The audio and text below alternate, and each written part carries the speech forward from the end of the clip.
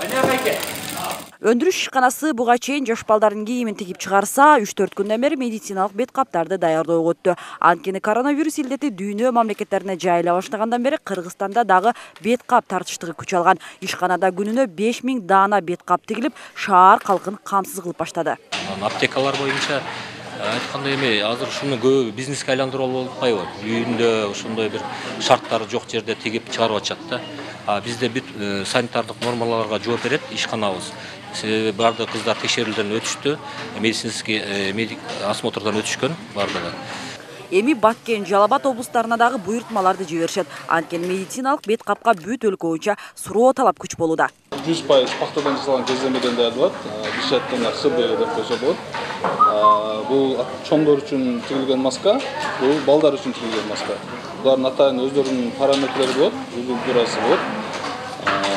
Буну дагы бир артыкчылыгы көп жолу колдонсо болот. Бир күндө тагып жүрүп, кечке маал кайра жууп, кайра пара үтүк менен үтүктөп туруп, эки жолу. Кайра кургатып, этеси кайра тагып кетсе боло берет.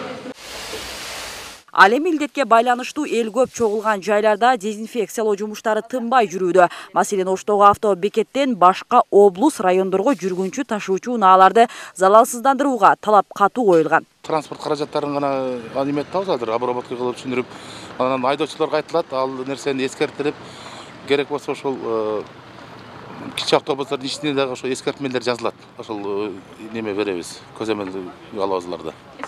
Эскертүүлөр берилет обязательно.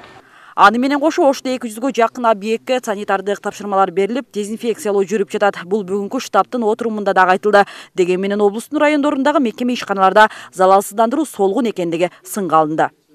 Райондар боюнча координаторго мен бүгүн тапшырма берилип, бардык райондар боюнча ответственный бир адамды коюп туруп дезинфекцияны баштабасак болбойт. Ачык айтканда, дезинфекция барбы, жокпу bizde областта, райондордо анча жакшы билинбей турат. Башталды, бирок тийиштүү деңгээлде эмес, ошон үчүн мына сиз айттыңыз, мына керек болсо бир күндө окуп, 2 күндө окуп болсо дагы жок деген маселе болбош керек мындай кырдаалда. Аткарабыз, бүтүрөбүз деп туруп, түнү болсо дагы бүтүрүшүбүз керек болуп турат. Штабтын отурумунда коронавирусту Кыргызстанга киргизбөөнүн айланасында талкуу жүрүп, токтом бекитилди. Анда айтылгандай, эми облус ичиндеги мекеме ишканаларда эс алуучу жайларда менчигинин түрүнө карабастан массалык ишмерчемдер өткөрүлбөйт. Аларда аба тазалаткычтар орнотулуп, ал эми чоң соода түйүндөрү күн сайын имарат ичин залалсыздандырууга милдеттендирилди. Азык-түлүктүн көлөмү, баасына күнүгө мониторинг жүргүзүлүп, штабка убагында маалымдалып турат. Нуржамал Баргыбаева, Бексултан Абиев, Ынтымак. Медициналык кызматкерлерде ушул стационар